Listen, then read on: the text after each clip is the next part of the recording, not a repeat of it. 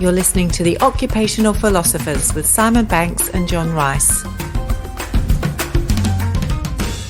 Welcome to the Occupational Philosophers, a not-so-serious business podcast to spark creativity, curiosity and imagination, to enable you to be the most curious cat that you can, enable the teams and the people you interact with to be the most creative, curious and imaginative individuals they can be. John, it's a pleasure to see your smiling face.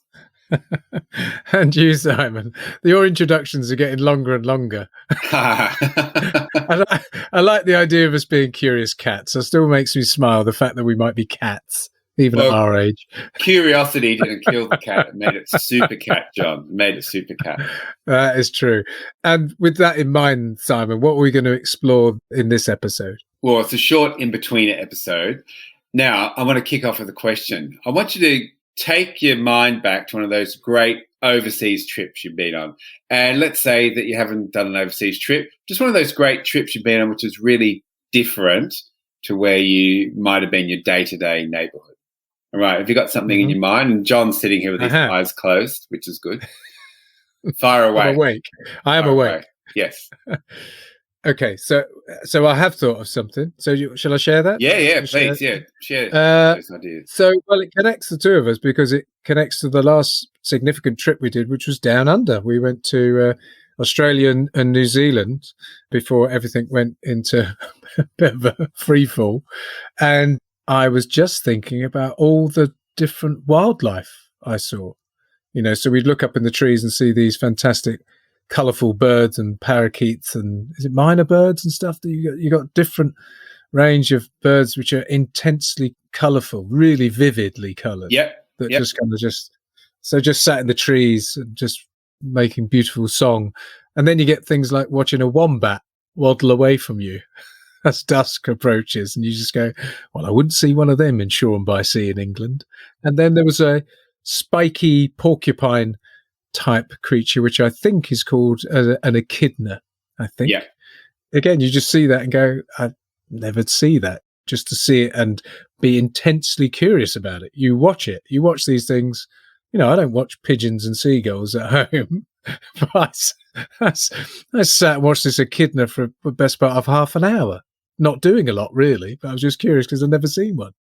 Is that the sort of thing you're thinking about? Oh, yeah. There's no right or wrong, but I love this. Your ability to be able to recall that as well. So I want to introduce you to this concept of traveler's eyes. Now, listening at home, if you can, close your eyes if you're driving or in the car. Maybe not. However, I want you to think one of those great overseas trips you've been on. And as I said, if it hasn't been overseas, it's one of those trips where it's been a really different environment to where you are in your day-to-day. Now, imagine yourself back there right now. Now, from the moment you get to the airport, you know, things are different. The air smells different and it even feels different. So you get into your cab or a bus and you're heading your way to your accommodation and you're peeking out, looking out the window and you're taking every bit, all of the neighborhoods you're driving through. Now you get to your accommodation, you check in, you think, okay, I'm going to go for a walk. So you head off down the street. And you look at a cafe, you notice that the tablecloths are different to the ones you might see at home. The chairs are even different to what you might see. And you look down, you're noticing all these different cobblestone patterns on the street.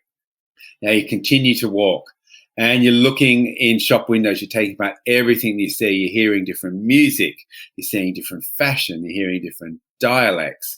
And often you get home, you notice you couldn't stop taking photos of windows and doors when you look through your photos. Now you sit down, you start a little bit hungry, and you sit down, you think, okay, time for something to eat. Now the menu comes out, but even then you notice that the feel of the menu is so different in your hands from what it might be at home. And you're looking at the menu and you're wishing you worked a little bit harder on your foreign language skills at this time, but you get out something like, you know, dos cerveza, por favor, or its local equivalent, which gets you 2 beers. And if you're an Australian, you think, so multilingual, my friend, multilingual. You get back and go, I was speaking the language and all this type of stuff. But then the beers come out and the drinks come out and you notice they're in these long, thin glasses, which is so different to a pint or a schooner glass, which you might have at home. But look, you know what I'm saying, right? When we travel, we deliberately make an effort to notice absolutely everything around us. And this is what I call traveler's eyes. And it's somewhat ironic, myself included, that we go overseas to see things we regularly ignore at home. So imagine if everyone in your organization or your team was looking at the world with traveler's eyes. Because think about it. Think about the last time you walked from, let's say, your car or the bus to work, back when you were working, or let's say you're out doing back when we actually went to offices, or you actually walk from your car to the grocery shop.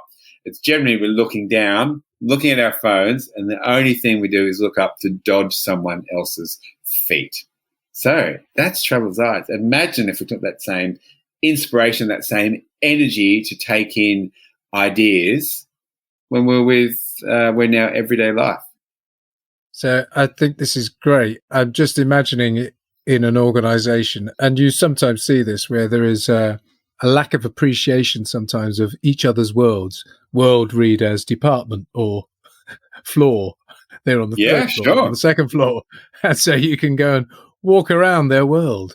And actually, as you say, take some traveler's eyes with you, and you suddenly might see a whole range of different things that they're not even noticing because they're immersed in it day in, day out.